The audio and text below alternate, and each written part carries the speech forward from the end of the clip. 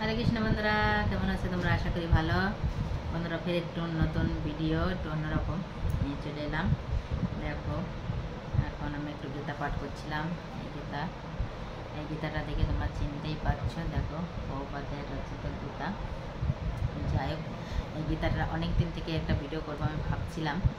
যেহেতু বন্ধুরা, কয়েকদিন আগেই আমরা একটা ঘটনা দেখতে পেয়েছি যে প্লেন দুর্ঘটনায় অনেকে মারা গিয়েছিল, ওইখানে আমরা ক্রাশ হয়েছিল, সেটা জানিয়েছি। সেইখানে কিন্তু আমরা একটা নতুন কথাও শুনেছিলাম, এই যে এই গীতা, এই যে আমাদের ইস্কনের প্রভুপাদের রচিত গীতা, এই গীতাটাও কিন্তু পাওয়া গেছিলো তার ভিতরে। আর এই গীতা আমার কাছেও আছে, আর আমরা যেহেতু ইস্কন সেজন্য। আর এই গীতাটাই ওখানে পাওয়া গেছিলো যে কোনো সব কিছু, দেখো এত লোক মারা গেল বা কিছুই তার ভিতরে পাওয়া, কিন্তু একমাত্র আমাদের গোপাল সোনা বিলাস আমাদের ওইটা একটা কোরআন শরীফও নাকি পাওয়া গেছিলো। তারপরও তা কিন্তু অনেকটা জ্বলে জ্বলে টাইপের গেছিলো, কিন্তু এই একমাত্র এই বইটা ছিল যে নিখুঁতভাবেই ছিল। আর ফটোগুলোও কিন্তু সুন্দর সুন্দর করে দেখা যাচ্ছিলো। তাহলে বন্ধুরা, আমরা যারা সনাতন ধর্মী, তাহলে মানে আমাদের একটু ভাবতে হবে। দেখো, তাহলে আমাদের গীতা মানে কেমন, যে আমাদের অখণ্ডভাবে এত আগুনের ভিতর দিয়েও সে অখণ্ডভাবে পড়ে আছে। এই জন্য বন্ধুরা, আমাদের সবার ঘরে কিন্তু গীতা থাকা উচিত, সবার পাঠ করা উচিত, সবার এর জ্ঞান নেওয়া উচিত। আর এর ভিতরে দেখো বন্ধুরা, এই ফটোটা দেখলেই তোমরা বুঝতে পারছো যে কৃষ্ণ অর্জুনকে জ্ঞান দিচ্ছে কুরুক্ষেত্রে ময়দানে।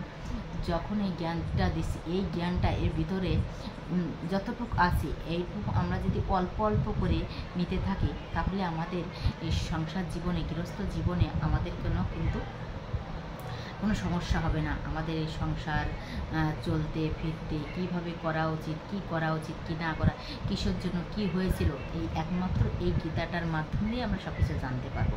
আমাদের সংসারে কীভাবে চলা উচিত, মানে কিভাবে পরিচালনা করলে আমরা খুবভাবে কীভাবে থাকতে পারি, সবাই করতে পারি, সবার সাথে কিভাবে চলতে পারি, এই সব কথাগুলো কিন্তু আমরা এই একমাত্র গীতা থেকেই পাবো। ঠিক আছে? আরও অনেক গ্রন্থ, আমাদের সনাতন ধর্মে তো কোনো গ্রন্থ শেষ নেই, সেই জন্য গ্রন্থ আরও কিছু আছে, কিন্তু সবচেয়েতে সার হচ্ছে এই বস্তুটা। আর আমাদের প্রভাত রচিত এই গীতা, এইটা তোমরা একবার, আমাদের সবার কাছে রিকোয়েস্ট, একবার একটু পড়ো, আর একবার বইটা নিয়ে একটু খুলে ফটোগুলো দেখো। তোমাদের আসলে তোমরা কোথা থেকে কী করবে, একবার তোমরা না পড়তে পারো, কমসে কম নিয়ে সকাল সন্ধ্যায় একটু কপালে ঢুকিয়ে নিও। দেখো, তোমাদের জীবনটা না সুন্দরভাবে পরিবর্তন হয়ে যাবে। তোমরা যে কোথা থেকে কি হচ্ছে, কোথা থেকে কি হয়ে যাবে তোমরা বুঝতে পারবে না। আর যেহেতু আমরা সনাতন ধর্মী, আমাদের কিন্তু ধর্মের কোনো নির্দিষ্টই নেই। সনাতন মানে খুব খুব পুরানো আমাদের ধর্মগ্রন্থ। এর জন্য আমাদের সবার কিন্তু এই বিষয়টা খেয়াল রাখা উচিত। এই কথাটা আমি কিন্তু অনেকদিন ধরে বলবো করে আমার মনেই থাকে না।